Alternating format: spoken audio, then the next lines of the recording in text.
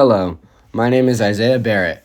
I'm going to be presenting my final presentation about breach of contract, lessons from the real world scenarios. This is an image of just a fake breach of contract over emphasizing what it looks like hypothetically to breach a contract if it was an image. Before you could learn about how or what breaching a contract is, you first have to learn about the different types of contract, and that's what I'm going to teach you here. First, I'm going to talk about the express versus implied contracts. Now, contracts are classified into two main types, the express and implied contracts. Now, an express contract is terms that are very clearly stated. It is a good trust, accountability. It has good backbone. Now, an implied contract is created by actions or circumstances like agreeing to pay for a taxi ride. When we're talking about the elements of a legally binding contract, this is both types that are legally enforceable if they meet the required elements. So either an express or an implied contract can be legally binded. It just has to meet the required elements. A breach of contract. Before we get into this, you have to know the definition. The definition of a breach of contract is an act of breaking the terms set out on a contract. Quote unquote, going to raise this as a breach of contract. That is how you could use the word. How do breaches occur? Now, breaches can occur from many different scenarios, but the main way that breaches occur is from disrupted trust, and this leads to financial losses or other consequences for both parties involved. And that is when they take it farther than being business partners and take it into the legal side of things with bringing in lawyers and going into try to make more money off someone and basically cutting your ties at that point for most of the part. Now that you know what a breach is, we have to go into the different types of breaches. I'll be diving deeper into this pretty soon when we talk about the real world examples. But first, let me not get ahead of myself. A material breach is a significant failure affecting the contract's main purpose. A minor breach is a small issue that affects the overall agreement. An anticipatory breach is when one party declares they won't fulfill their obligations in advance. Breaches fall into three main categories, and these are the three main categories. Anticipatory breach is its own, and the material and minor sometimes get confused because they're pretty similar. They're not that much far alike, so a lot of people get them confused. Now I could talk about the real world example. I'm going to be talking about Hadley versus Baxendale. A brief overview of this case so you guys can get to understand, one, why this case matters. It protects parties from being unfairly burdened by unexpected claims. It underscores the need for transparency when negotiating contracts. This landmark case from 1854, over 160 years ago, involved Hadley, a mill owner, and Baxendale, a carrier hired to transport a broken crankshaft for repair. And this shows how something so long ago still affects us to this day. Like, yes, a lot of things change, society changes, but for the most part, as humans and with human nature, we're always going to stay the same. And this is a perfect example as it still affects us and we still have it into play to this day. Continuing on to this case, we're going to talk about the nature of the contract and both parties that are involved. So what made this contract arise was damages must arise naturally from the breach, or they must have been reasonably contemplated by both parties when entering the contract. Hadley needed the crankshaft to operate his mill, but the delay in delivery created significant financial loss because the mill is not able to function without the proper tools and all the necessities. However, the court ruled that Baxendale wasn't liable for any of these losses based off the way their contract was designed. With this not being a part of their contract, and another specific of the violation and its consequences is because Hadley had never informed Baxendale of the urgency and the potential, but what ultimately happened of the consequences of this delay. This case is what introduced a critical legal principle known as forcibility. Damages are only recoverable if they were foreseeable at the time of the contract. Now, Hadley v. Baxendale is still widely cited today, emphasizing the importance of clear communication in contracts to avoid misunderstandings about potential risks. This brings me back above when I was talking about having an express contract with clear stated and good verbal writing. Now we're going to talk about legal consequences. An overview of legal remedies available to the non-breaching party. The different remedies for a breach of contract can be considered as damages for losses incurred, restitution to avoid unjust enrichment, specific performance to force the performance of a duty, or rescission to render the contract void. Other options available are reformation, nominal damages, or liquidated damages. If pre-agreed, punitive damages or unjust injunctions hardly ever apply. Damages are to be mitigated. Now for a discussion on damages, specific performance, and restitution. When a breach occurs, courts provide remedies. This is for damages, financial compensation, compensatory to cover actual losses, punitive to punish misconduct, nominal for minor breaches, specific performance orders the breaches party to fulfill obligations. Restitution restores the injured party for their pre-contract position.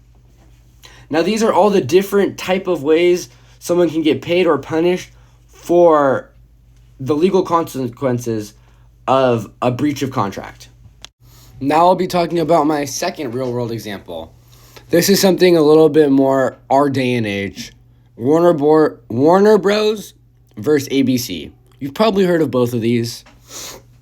An introduction. This case is a very good example of how exclusivity clauses in contracts can create significant legal disputes.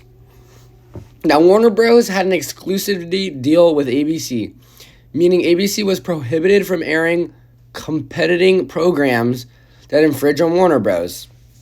Exclusive rights. This is for money. This is for a lot of things. Now, they're partnered up and have a contract together, and they want to make the most money possible, so they don't want their competition to be streamed at any places, really. However, ABC allowed content from other providers that directly competed with Warner Bros. Programming during the agreement period, breaching the exclusivity clause. Exclusivity disputes are still highly relevant today, even though this case wasn't that long ago, especially in industries like streaming services, which this is, and brand sponsorships. A couple good examples is Netflix, Disney Plus, or even just Disney. This might include exclusivity clause in their agreement with content creators to prevent them from working with competitors during the contract period. Violations of these clauses can lead to costly legal battles, taking years and years to finally solve, but when it does get solved, the party gets a lot of money. There's a few unique aspects of this case. Warner Bros. Had an exclusivity clause agreement with ABC, like I had talked about earlier. Now, when they broke this and infringed it, the exclusive rights, when ABC allowed them to do this, Warner Bros. Sued them, claiming that the breach caused them financial harm as it diluted the value of their content and undermined their control rights, which it ultimately did when in their rights they said not to air their competitors and they really did it. And it was behind their back, but it's so easy to find out that it was like they were just doing it like almost like a F you, or like I don't care about the contract. Now, exclusivity clauses are legally blinded, meaning both parties must respect agreed upon restrictions after signing. They risk significant penalties. This could be money, this could be penalties, this could be if someone gets hurt. This is all the things we talked about earlier when I bring up all the different types of ways you can get paid, the legal consequences. Now, these clauses ensure that one party can operate without interference from competing offers.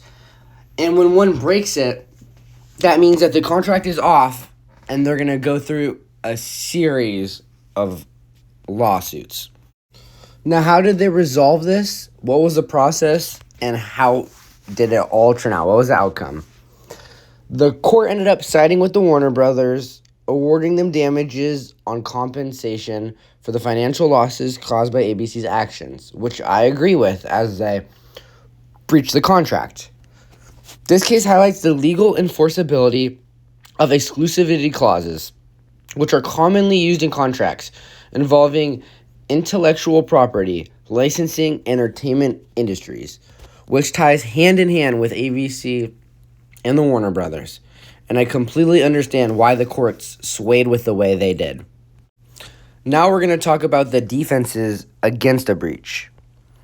Common defenses against allegations of breach are impossibility, unforeseen events prevent performance, frustration of purpose is also a good one. The contract's purpose becomes irrelevant. Waiver, the injured party forgives the breach. Now, that could be if they're feeling kind or if they didn't think it was deserved or whatever. But not all breaches result in liability. That is what you have to remember, that it all depends on the contract and it all depends on what you or the party or who you're defending does, all in all. Now we're going to talk about the preventative measures. Strategies to prevent breach of contract. To avoid breaches, parties should or need to draft clear, detailed contracts.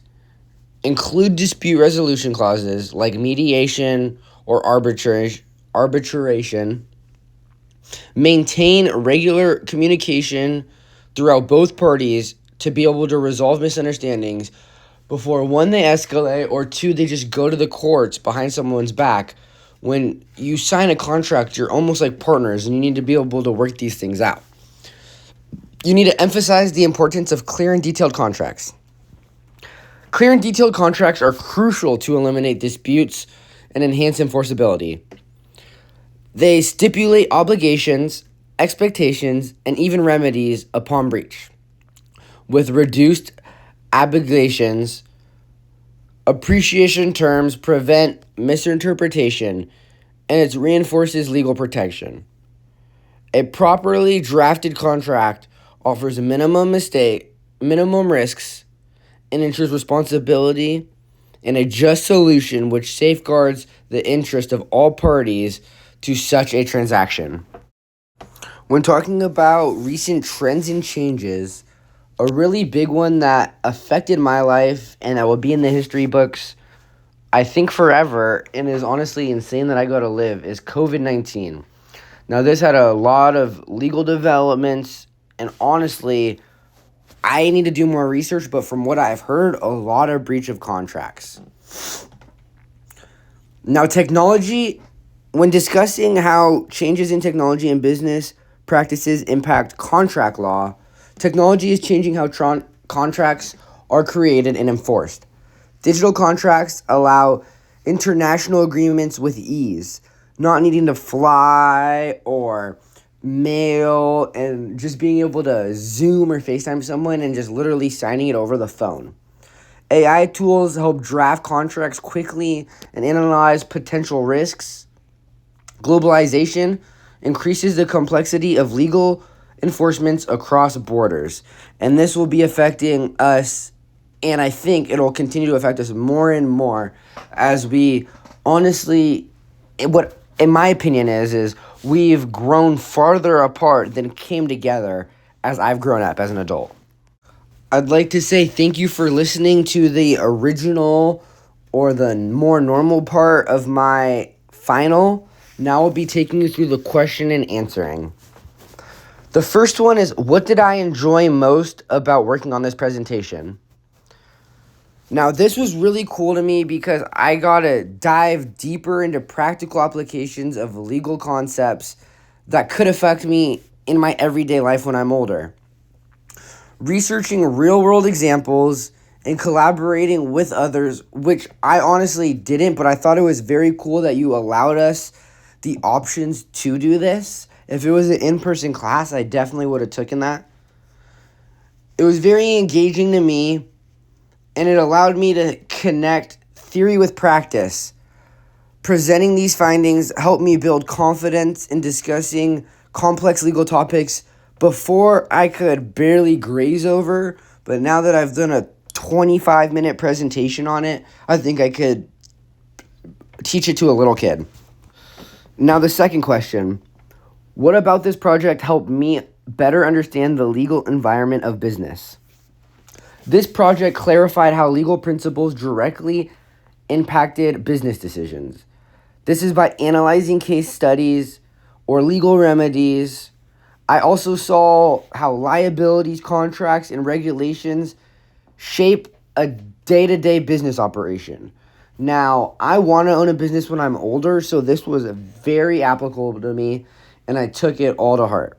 The process gave me a stronger grasp on how to navigate legal challenges and the importance of having a good contract and a legal compliance in business strategy. What was the most challenging about this? I worked alone. I did not work in a group. To me, I worked alone. The most challenging part was just managing my time, being able to do all the different little tedious tasks all by myself and not forgetting about anything. Just being able to do my bibliography, get the outline in, be able to get it all 25 minutes. It's a long time to talk, but I think that was what is the hardest to me. I like working with groups. It's just hard to when it's all online, and I have football and I also work in the mornings, so I'm not free most of the time. My biggest takeaway from this final project is really just the importance of details when it comes to legal matters. The smallest of errors or the littlest of a misinterpretation of a contract can cost you millions and millions of dollars. This is significant consequences to very little, very little, issues or very little problems. This project reinforced the need to approach legal issues with using your head, thinking methodically and thoroughly. This is a skill that not many are born with and not many have. But with time, you can obtain this, and it is very smart, and it'll save you a lot of money in the long run, especially when you're older, dealing with business proposals that are hundreds of thousands to tens of thousands to millions of dollars. The last and final question, what I'd like to share about my professor with this course. Now, this course was decently hard for me. I feel like I put in a lot of effort. It was definitely very hard with me with having a no late policy. You were very strict on that after the month, which I completely understand because, like we learned in this, when you get to the business world, it's no joke, and you can't be messing around. I appreciate this course as it made legal concepts accessible and applicable to real-world situations, which helps me learn a lot easier. The assignments, and including this project, encouraged critical thinking for me. It challenged me. It gave me insights on business law that I had never seen before. This is my first real business class I've taken because I've mainly just taken general eds, so it's pretty cool for me to see all this. I feel a lot more confident that I can navigate legal challenges or teach someone about it, and I value the effort that you put into making this subject so engaging. I understand that you put a lot of effort into grading everything. I just want to say thank you for all the effort you've put into us this semester. Thank you. Now that's the end of my presentation. Here's a bibliography. On the left side is all the images. On the right side is all the citations with what I actually got my facts for this presentation for. I just want to say one more time, thank you for taking the time to read this or listen and just stay in tune and give me all your attention. I hope you have a good rest of your day. Thank you. Bye.